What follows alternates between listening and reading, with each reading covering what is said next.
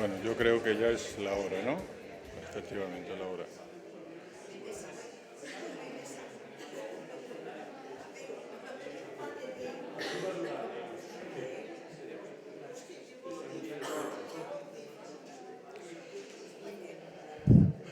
Buenas tardes. Bienvenidos a un nuevo acto del ciclo de Madrid, medio siglo de desarrollo urbano. Este acto está dedicado a la cultura. Entramos en la cultura. Hoy y la próxima semana lo tendremos dedicado a la cultura y con ello cerraremos el ciclo, en el que hemos hablado de urbanismo, de sociología, de medio ambiente y de movilidad.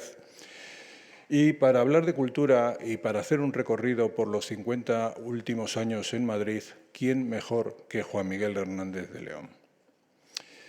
Juan Miguel, al que considero amigo, malagueño, aunque no lo parezca, es presidente del Círculo de Bellas Artes de Madrid, pero no solo es presidente del Círculo de Bellas Artes.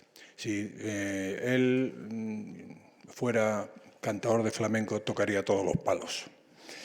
Es arquitecto, fue arquitecto por la Escuela Técnica Superior de Arquitectura de Madrid, es doctor arquitecto, es catedrático emérito de la Universidad Politécnica, es director fundador de la revista Paisajes de Arquitectura y Crítica y director de Iluminaciones, revista de Arquitectura y Pensamiento, es director científico de la colección Historia del Arte y de la Arquitectura, ha escrito casi una decena de libros y numerosos artículos.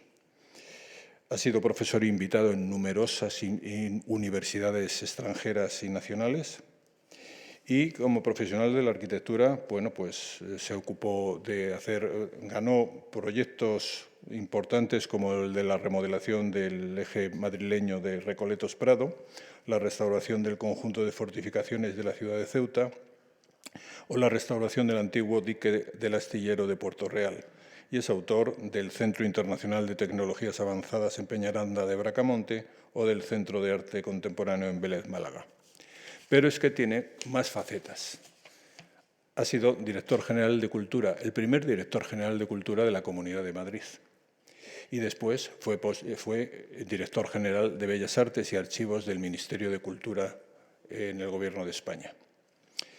Creó durante ese tiempo esta dirección el Museo Nacional de Arte Contemporáneo Reina Sofía y el Thyssen-Bornemisza. Precisamente es miembro del patronato de Reina Sofía. Ha sido también miembro del Consejo Asesor de la Casa Árabe, es patrono de la Fundación Arquitectura y Sociedad, de la Universidad Carlos III y ha sido también director de la Escuela Técnica Superior de Arquitectura de Madrid en la Politécnica. Como verán, ha cubierto no solo una faceta profesional, sino ha ocupado unos puestos importantísimos en el desarrollo cultural de esta ciudad y de este país a lo largo de muchos años. Por lo tanto, es la persona más idónea para hablarnos de esa etapa a la que hemos dedicado este ciclo. Tiene la palabra.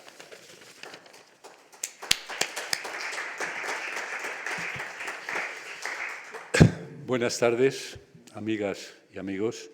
Sobre todo quiero agradecer la selecta presencia que hoy me acompaña, limitada, pero importantísima. Quiero agradecer la presencia de la directora de Radio Nacional de España. Quiero agradecer la presencia de Pilar Eizaguirre, de la cual voy a hablar también en estos breves minutos. Carmen Añón, mi compañera y colega precisamente en el concurso internacional del ámbito Recoletos-Prado, y quiero agradecer la presencia de tantas y tantas personas que de una manera u otra me han acompañado a lo largo de estos días. Suele ser tradicional, convencional, el agradecer la invitación. Me van a perdonar, pero en este momento no le voy a agradecer nada a Pedro Montoliu, porque precisamente ha sido una especie de invitación extremadamente arriesgada, Como ustedes comprenderán, hablarle durante 50 minutos, 60 minutos, sobre esos últimos 50 años de la cultura madrileña es como pretender hacer un hoyo. Recuerdo aquella famosa anécdota filosófica en la que relataba Agustín de Hipona, en la que un niño pretendía meter todo el agua del mar. De hecho, esta mañana lo comentaba con un amigo filósofo, el profesor Pachi Lanceros, y le explicaba la conferencia que tenía que venir a dar y me dijo, pero si eso da para un congreso. Dije, ya sí, pero ya ves, tengo que hablar con un tiempo limitado. Por tanto, a pesar de ello, reconozco mi compromiso y que seguiré siendo amigo de Pedro Montoliu. ¿Cómo empezar? Me preguntaba yo esta conferencia, estas palabras. Porque la razón última con la que Pedro me intentó convencer cuando yo daba otra serie de nombres para que hablaran de lo mismo y todos se volvían y miraban hacia mí, era que, de alguna manera, biográficamente, yo había sobrenadado, vivido, sido testigo presencial de tantos y tantos eventos y acontecimientos que han caracterizado la vida cultural madrileña. Eso es verdad. Y, por tanto, mi intención en estas palabras es quedarme un poco fuera. El texto de la conferencia describe, razona y explica acontecimientos. Y de vez en cuando yo haré una parte para contarles, espero que esto no quede constancia, aquellos aspectos más comprometidos de muchas anécdotas personales en estos años. Y una primera cuestión, desde luego, que hay que plantearse es de qué manera, esta manera tan característicamente moderna de entender cualquier tipo de acontecer y de dividirlo en unidades para que se entienda y pueda tomarse como que tienen sentido.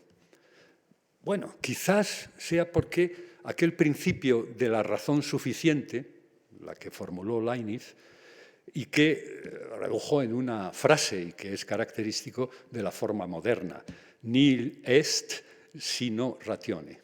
No hay nada sin alguna razón. ¿Y cuál es? ¿Cuál es? ¿O cuál era? Me preguntaba yo, la razón de esta cifra tan rotunda. 50 años. 50 años de un periodo que nos ocupa para hablar de la cultura madrileña. Esa pregunta fue la que me asaltó inicialmente al aceptar, desde luego de una manera insensata, el compromiso de esta tarde. Es decir, un relato. Y para iniciar ese relato, desde luego, como para cualquier relato, hace falta un comienzo. Y todo nos conduce a 1973. Es muy fácil, no hay más que restar 50 años del 2023. ¿Qué pasaba en el año 73? ¿Qué es lo que puede dar alguna razón para justificar esa periodificación de este relato? Bueno, yo pensé, no creo que la fecha elegida fuera la del golpe de Estado en Chile, que llevó a cabo Pinochet, y que tuvo la consecuencia de la muerte del presidente Allende y un largo periodo de dictadura. Es un acontecimiento del año 73. Desde luego no, pensé, no, desde luego no, aunque la situación de los que nos ocupábamos en aquellos años o teníamos ambiciones o deseos culturales, no dejaba de suponer un cierto sentimiento de pérdida en las esperanzas de la posibilidad de un Estado democrático y socialista que hubiera justificado precisamente nuestra resistencia a la situación en la que nos desenvolvíamos. Bien, la situación de la cultura, y yo quiero hablar de cultura, no deja de estar condicionada por el contexto político-social. A pesar de haber contribuido a la sensación de pérdida que el acontecimiento y que aquella pérdida de la democracia en Chile fue muy importante para, por lo menos, una parte de la sociedad española.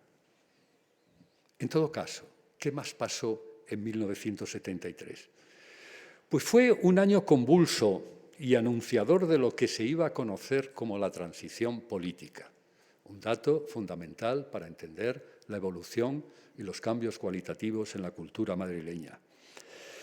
En el mes de diciembre, les recuerdo, se produjo el asesinato del almirante Carrero Blanco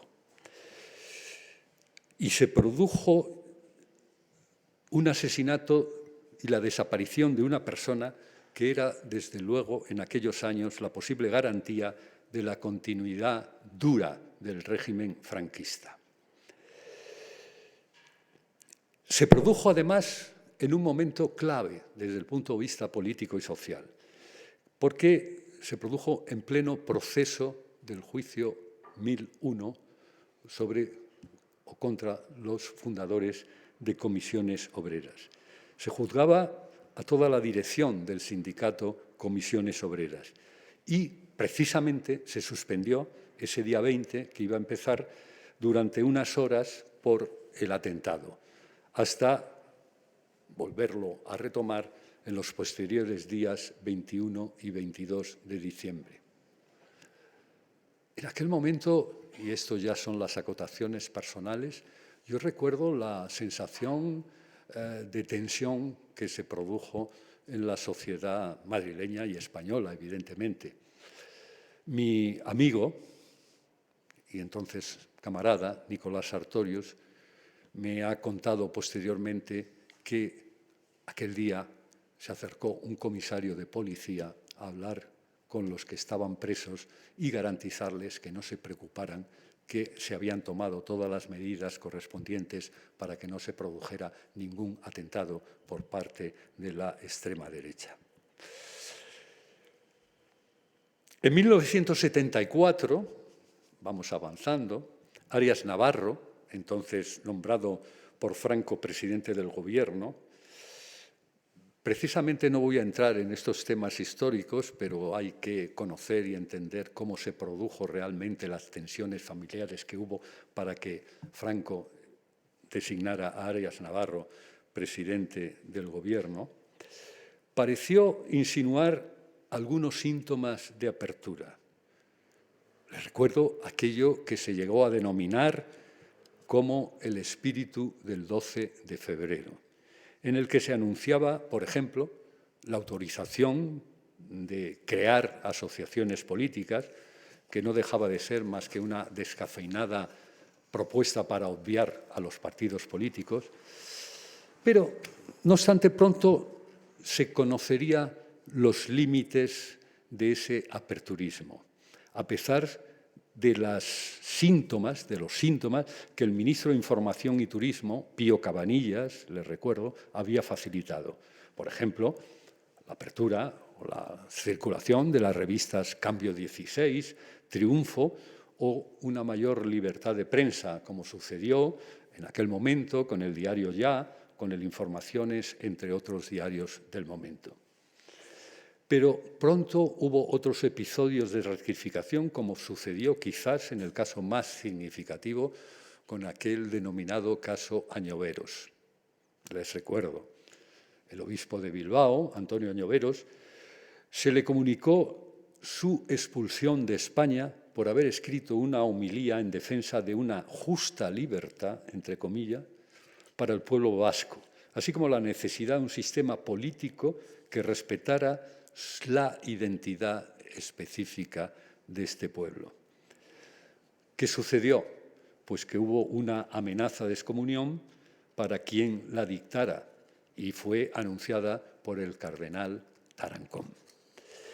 Y que además tuvo el apoyo del Papa Pablo VI, lo que obligó a que todo se resolviera de una manera ligera con un permiso de vacaciones que se le concedió al obispo Añoveros y que eso dejó en las esperanzas de nuestra sociedad el convencimiento de que el gobierno había hecho el ridículo. También la soledad del régimen quedaba explícita con otro acontecimiento del año 74, la revolución de los claveles en Portugal, o la caída en Grecia de la dictadura de los coroneles. Aún así, todo aquello desató una ofensiva del llamado búnker contra las promesas de aperturismo de libertad de prensa.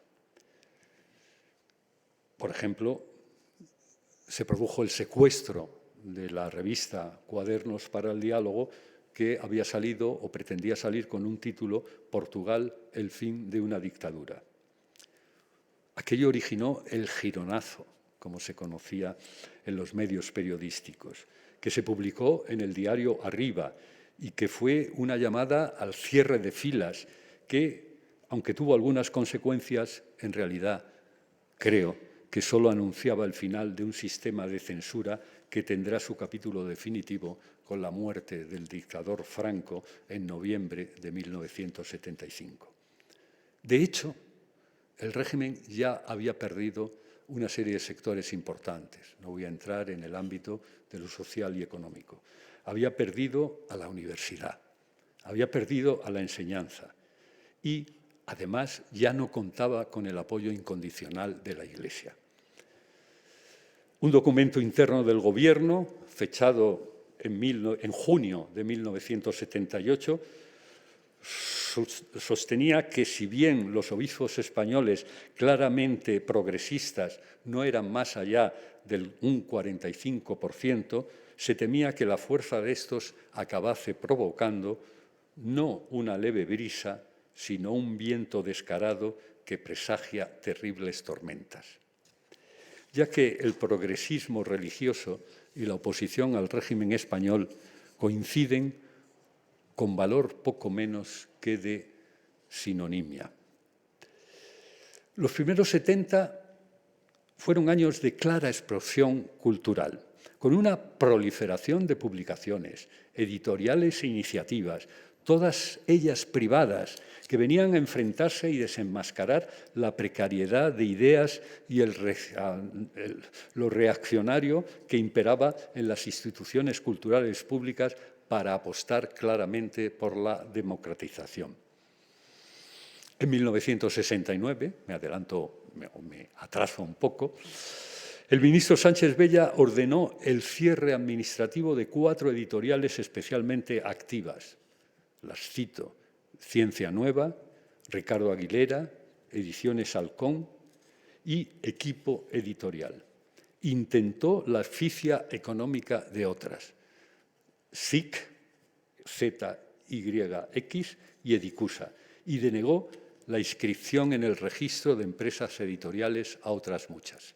Esto es cultura, o por lo menos es represión de la cultura. En conjunto, se llevó a cabo un auténtico proceso de reconstrucción de cultura democrática al margen y en contra del Estado franquista, que simbolizaba también la pérdida de apoyo social de la dictadura entre las clases más cultivadas de nuestro país y de nuestra ciudad. En 1975 había un auténtico abismo entre la cultura de la España oficial y las pautas culturales de la España real. Ese mismo año, también les recuerdo, hay que tener memoria y hemeroteca, Luis María Anson manifestaba su temor desde el diario ABC. En cuanto existía, y cito literalmente las frases de Luis María Anson, un rumor de ratas que abandonan la nave del régimen, que ya estaba entrando en una situación de sálvese quien pueda, de rendición sin condiciones. Todo anunciaba la eclosión. El mundo de la cultura, con una gran presencia tanto en Madrid como en Barcelona, se había alineado prácticamente sin fisuras en la demanda de libertad ante aquel régimen en descomposición. Un dato importante. Los actores se unieron en febrero de 1975 para nombrar a representantes como José María Rodero o Luis Prendes, que denunciaban la doble función diaria del teatro. En esa huelga, que se desencadenó, se incorporó hasta Rocío Dúrcal y Lola Flores, y dio lugar a detenciones y desató una cierta virulencia policial. Fíjense, Rocío Dúrcal fue detenida acusada de ser maoísta y solo fue liberada por las influencias de Fernando Fernán Gómez y Adolfo Marsillac. No solo era, por tanto, la defensa de los derechos laborales de los actores, aprovechando aquellas fisuras de una cultura más flexible y que habría dejado paso al deseo de una cultura en libertad, la que tuvo su expresión, aprovechando esas fisuras, tuvo su expresión lo que fue comercial y de dudosa calidad, pero que fue el conocido como cine de destape. No solo hubo películas en este sentido. Les recuerdo que en el año 77 se estrenaron películas como Parranda, que asistimos anoche en el homenaje que se realizó a Gonzalo Suárez en la Academia de Cine, en la que era una película que el mismo Gonzalo Suárez ya desde la distancia se preguntaba: yo no entiendo cómo se me autorizó a hacer esta película. Bien, pero demos un pequeño salto. Sería ya en la etapa democrática, cuando Enrique Tierno Galván fue elegido alcalde de Madrid en 1979, cuando pronunciaría aquellas palabras que fueron a caracterizar lo que fue la denominada movida madrileña. Les recuerdo: rockeros, el que no esté colocado, que se coloque, y al loro. Al fin y al cabo, el viejo profesor anticipó un juicio que hoy parece la proclama, en otro juicio, de algún político o política situado en sus antípodas ideológicas. Cito: bendito sea el caos, porque es síntoma de libertad. ¿Les suena? No es posible eludir, por tanto, ni sería admisible en este relato, aquel movimiento contracultural, entre comillas, de la movida que caracterizó a los años 80 de la cultura madrileña y expandió su influencia más allá de su propio territorio. Hay que tener en cuenta que la movida se produjo, o también se denominó, lo que sucedía en Barcelona, en Bilbao, en Valencia, en Vigo, y puntos suspensivos. En realidad, fue un fenómeno cultural que hay que situar en un contexto de libertad coincidente con otras despenalizaciones y otras libertades. Despenalización de la homosexualidad, el resurgir del feminismo o ese espíritu laico que se adentraba en la nueva sociedad democrática. Es curioso, y ya se ha convertido o se ha concebido como tópico, que el inicio de la movida se ha fijado o fue fijado o se entiende fijado en dos conciertos, para que después digan de los ingenieros y los arquitectos.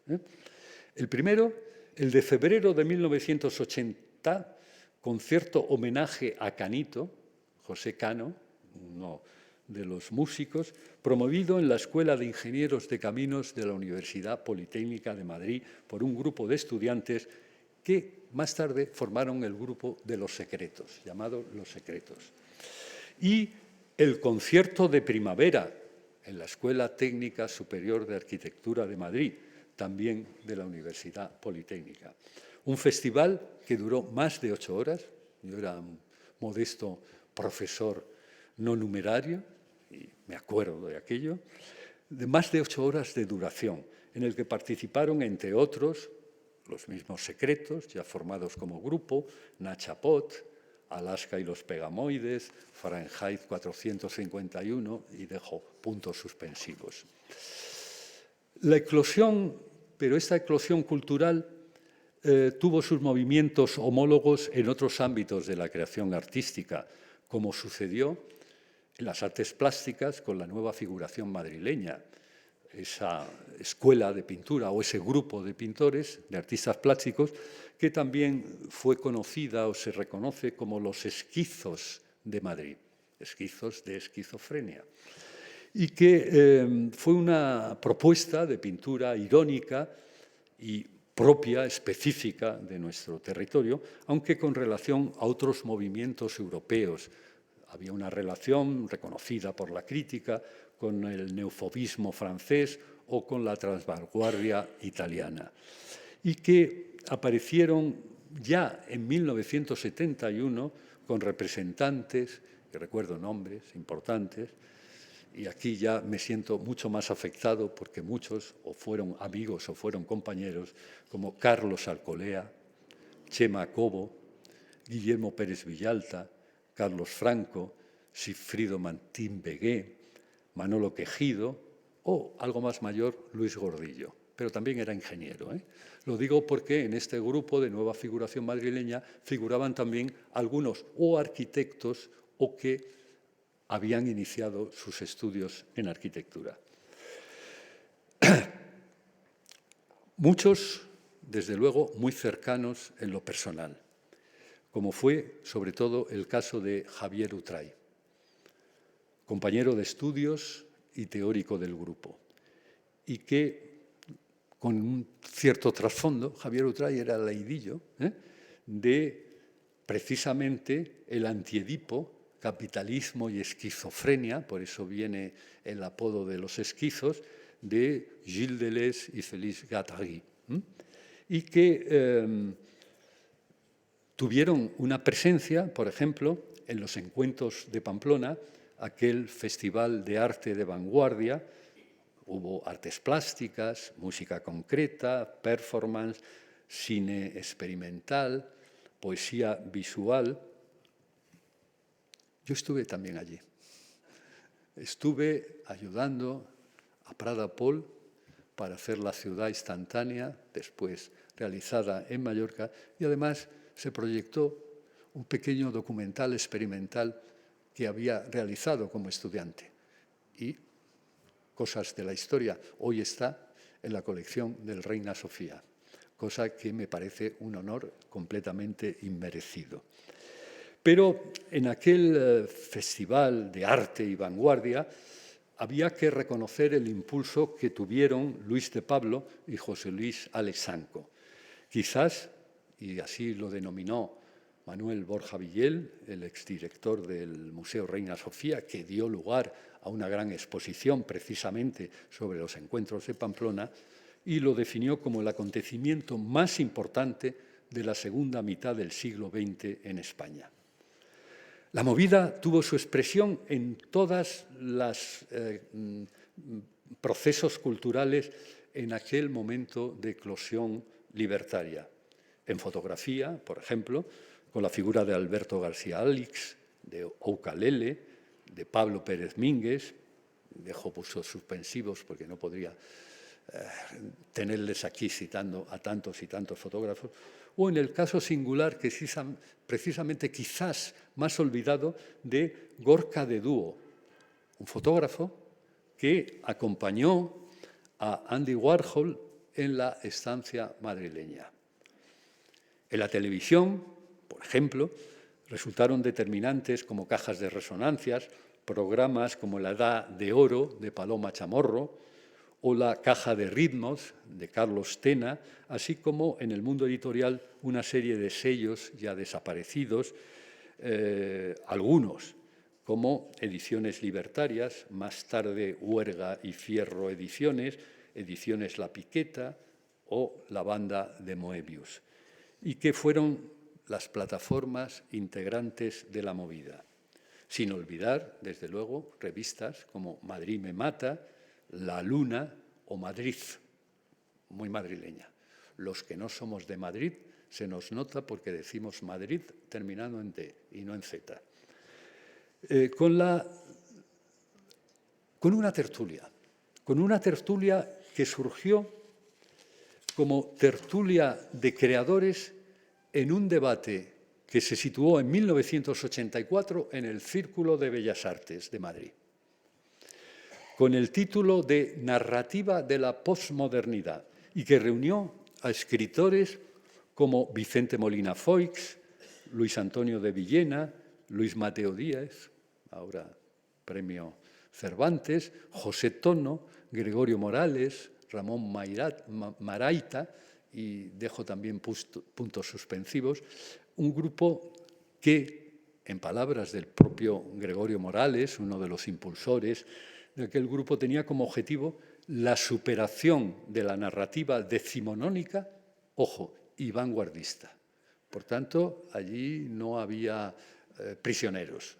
Se trataba desde esa tertulia o desde esa narrativa de la posmodernidad, por tanto, buscar un espacio propio que no dependiera ni de lo superado de la narrativa decimonónica, ni tampoco se asumiera o se integrara en los experimentos de vanguardia. En la creación cinematográfica, pues fue un fenómeno como el musical y fue posiblemente reconocido como marca de la movida. Y ahí estarían, desde luego, la figura más identificable, el caso de Pedro Almodóvar, pero también Fernando Trueba o Fernando Colomo. Fíjense, aparecen arquitectos siempre por aquí. Alguna razón habrá, O no olvidemos, aunque no estaba en la movida madrileña, pero tiene su importancia, aquella mítica película Arrebato, que todavía pueden ver en alguna plataforma, que no voy a decir por no hacer publicidad, de Iván Zulueta.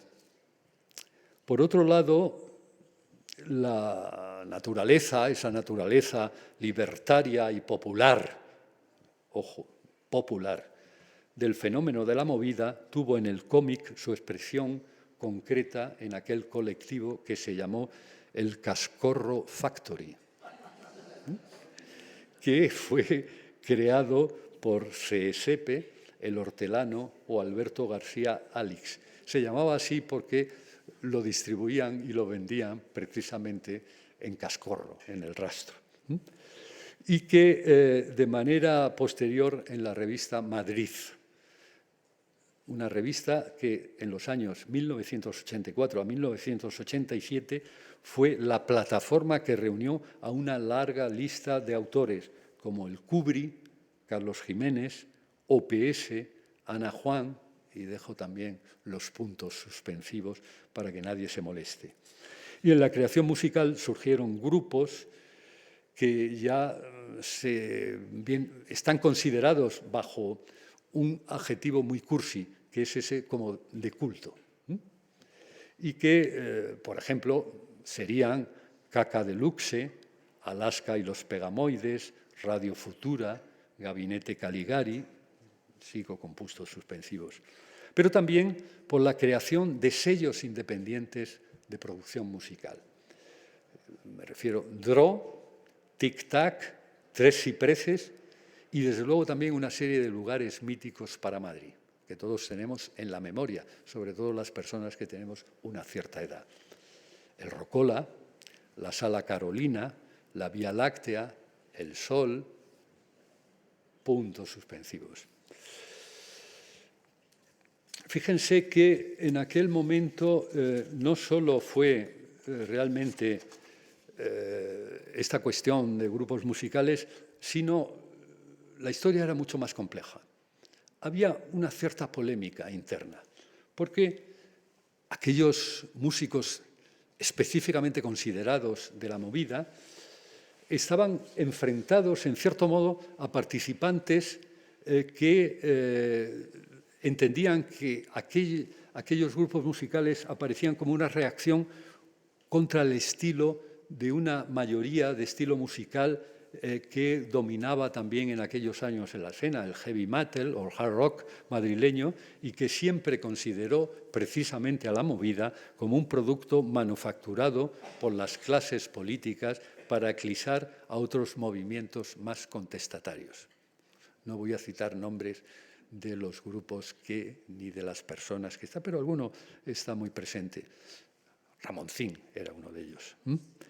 Mención especial en este fenómeno de la aparición de las compañías discográficas, quiero citar también que desde las cadenas musicales de Radio Nacional de España, Radio 3 y Radio España FM, se transmitía lo que sucedía y se convirtieron en portavoces de la movida locutores como Jesús Ordovás, Rafael Abitbol, Gonzalo Garrido, Julio Ruiz y otra serie de locutores de estas emisoras. Bien, aunque había un apoyo de algunos políticos de izquierda a la movida, el caso desde luego más explícito fue el del entonces alcalde de Madrid, Enrique Tiernos Galván, anécdota al margen. En aquel momento yo era director general de Cultura, el primer director general de Cultura que tuvo la Comunidad de Madrid. Y se le ocurrió a una periodista hacerme un reportaje en El País en el que me citaba y me mencionaba como apóstol de la movida. Por favor, con lo serio que siempre he sido yo. Bueno, pues aquello originó una llamada de Enrique Tierno Galván a Joaquín Leguina, diciéndole: ¿quién es ese niñato si el apóstol de la movida soy yo? En principio no tuvo muchas consecuencias, pero aquellos polvos trajeron otros lodos. Lo que sí me quería referir es a algo que me parece una cuestión importante de determinar, y que es que lo podría denominar sobre la naturaleza ideológica de la movida. No nos equivoquemos, era muy compleja, como demuestra, desde luego, hoy en día, el distinto posicionamiento ideal actual de alguno de sus componentes. Esto es un dato que hay que tener en cuenta. No era una movida de una ideología revolucionaria o de izquierdas que intentaba cambiar las cosas. Tenía esa condición. Yo creo que lo contracultural, que podría ser el concepto común, es algo distinto de los objetivos culturales que los distintos grupos tendían a combatir. Y, desde luego, las estrategias eran muy dispares. En ese sentido, por ejemplo, el componente libertario de aquel movimiento tenía una fundamentación indudable en el rechazo a los condicionamientos morales y a la censura de aquel nacionalcatolicismo que definía el régimen franquista, pero ajeno a las reivindicaciones sociales que se reclamaban en la transición. Me estoy refiriendo a otros movimientos políticos, ideológicos, que se alineaban claramente en la defensa de un gobierno de carácter distinto. Lo que constituía para esa condición de la movida, ese concepto, esa naturaleza ideológica, una condición que yo denominaría como recluida, digamos casi autista, de la función de la cultura. Perdón.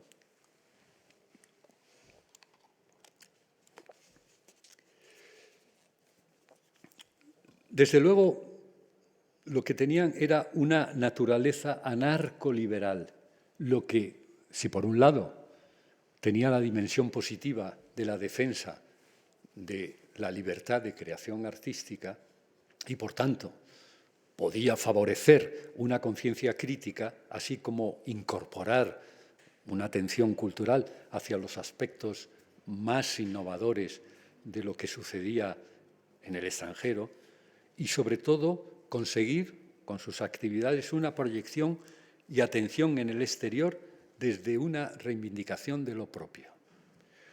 Pero, por otro, constituía un relato de significados abiertos, válidos para cualquier interpretación del concepto de libertad.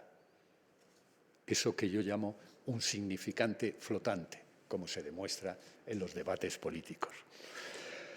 A los nuevos aires que cristalizaron en la cultura madrileña no fue ajeno la política cultural de las administraciones, tanto regional como la del Estado, sobre todo por el papel desempeñado, que reivindico como testigo personal, de una serie de mujeres importantes, muchas veces opacadas por los nombres masculinos que encabezaban la responsabilidad política.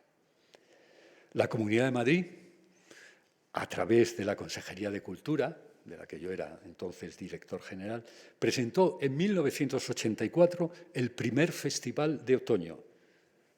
Estaba dirigido inicialmente por Pilar Izaguirre, que nos acompaña, y José Luis Ocejo, el cura Ocejo, ¿te acuerdas, Pilar?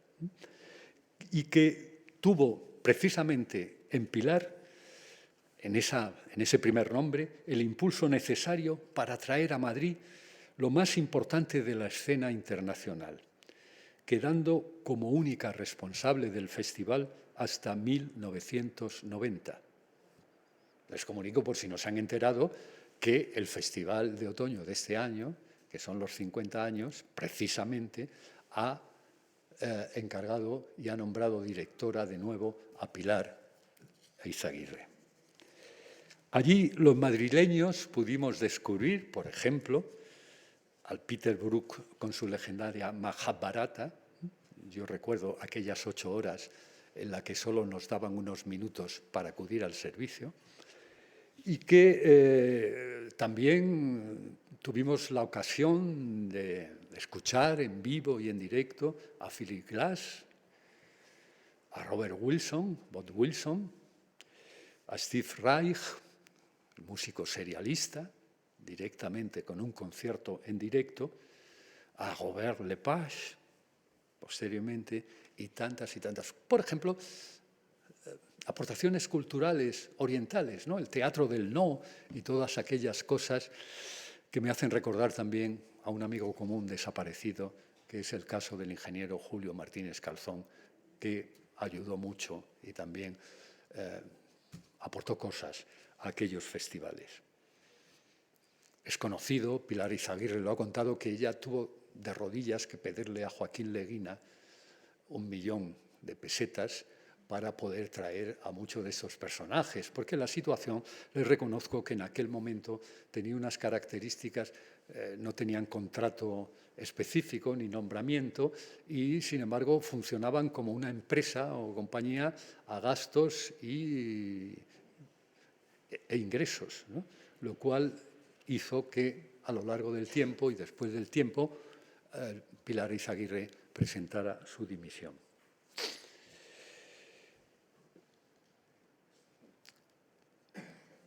Tampoco puedo ignorar a otra persona a la que conocí como director general de Bellas Artes, que fue Carmen Jiménez, quien desde el Ministerio de Cultura fue responsable desde 1983 del Centro Nacional de Exposiciones. Carmen, con una gran experiencia internacional, aportó el conocimiento y la presencia en Madrid de obras de Richard Serra, Sid Tamley, Baselips, puntos suspensivos porque tendría que citar una serie de obras, sin olvidar las aportaciones que también tuvo en exposiciones sobre Picasso. Es una gran experta en Picasso, creó el Museo Picasso de Málaga, Tapies, Saura, Chillida, así como conseguir, sobre todo, y eso fue muy importante, la exhibición de las colecciones Pansa di Uomo, Sonnabend, Phillips, Matisse y Lavaller. Estas fueron la presencia para el mundo y el conocimiento de las artes plásticas muy importantes, porque dieron a conocer, no porque no se conocieran por bibliografía, monografías y tal, sino en directo, ser tocados, touché, diría Nancy, por aquellas obras desde su presencia material. Pero también sigo citando a todas aquellas mujeres que me parece que tuvieron una importancia trascendental en la renovación cultural madrileña, a Juana de Aizpuru. Y la cito en conciencia porque acabo de recibir una carta por correo electrónico de Juana en la que me anuncia esta misma tarde que debido a una serie de problemas que no son graves pero muy molestos, ha decidido jubilarse y cerrar la galería. Espero que no lo haga. Pero Juana de Aizpuru, les recuerdo, que ideó y puso en marcha en 1982 ARCO, la Feria de Arte Contemporáneo, que contribuyó a reclamar la atención sobre el nuevo arte, en primer lugar. No estaba muy atendido por las compras de los museos. El coleccionismo, cuestión importante para que el mercado de arte tenga su función, y la presencia de un mercado artístico internacional en la ciudad de Madrid. ¿Cómo olvidar tampoco, y sería ella la que debiera estar aquí, a Alicia Moreno, nombrada en 1997 directora del Festival de Otoño, posteriormente. Más tarde, consejera de Bellas Artes del Gobierno regional. Hago aquí también una pequeña acotación. Fíjense, precisamente, aquella cosa que resultó un poco desconcertante en aquel momento, era decir, pero siempre han sido consejerías o concejalías de cultura. ¿Por qué de Bellas Artes?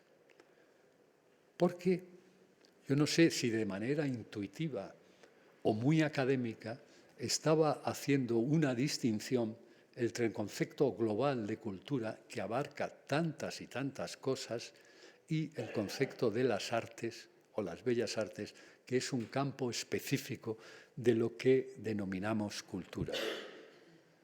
Y también una declaración elitista, porque con ese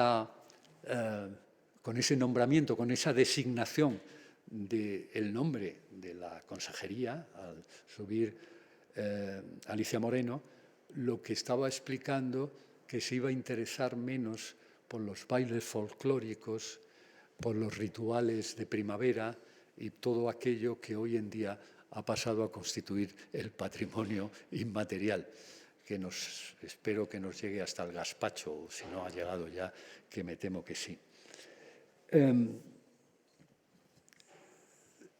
Alicia Moreno fue consejera desde 1999 hasta el año 2003. Más tarde, posteriormente, cuando el alcalde que le había liado para estar precisamente allí se pasó a ser alcalde de Madrid, fue delegada del área de gobierno de las artes también, nada del término omnicomprensivo de cultura, y que estuvo en el Ayuntamiento de Madrid hasta el año 2011, con una labor muy importante. Impulsó infraestructuras culturales como el Matadero de Madrid, como el Centro Cultural Conde Duque, el Centro Cibeles, esto no es un invento actual, sino viene de Alicia Moreno, y tantas otras cosas, y que sois todas vosotras las mujeres que fueron las auténticas protagonistas que consiguieron situar a Madrid como referencia internacional en el mundo del arte, desplazando, curiosamente, a Barcelona de la anterior jerarquía que tenía sobre Madrid. Hoy la ciudad, y voy terminando, alberga una oferta inaudita para los que fuimos testigos de la casposa etapa desde donde venimos, en la que se complementan instituciones culturales públicas, Teatro Real, Museo del Prado, Museo Reina Sofía, Thyssen-Bornemisza, con las privadas. Cito algunas: Fundación Marc, CaixaForum, Mafre, espacio Telefónica, residencia de estudiantes, la Casa Encendida. Elaboraría una lista larguísima que explica la eclosión de instituciones culturales y de actividades que tiene nuestra ciudad. Y con todas ellas estaría el Círculo de Bellas Artes, en el que me honro presidir hace ya 28 años.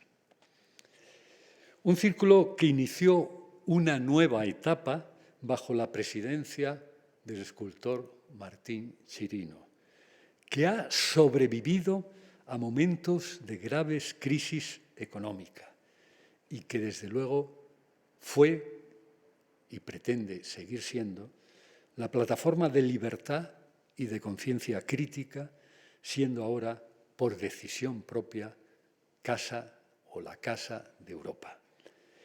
Y, por tanto, el representante español en la European Alliance of Academy, compartiendo con más de 70 instituciones culturales europeas la defensa de la libertad de creación, lo que le debemos a tantos y tantas que hicieron por la cultura madrileña. Muchas gracias.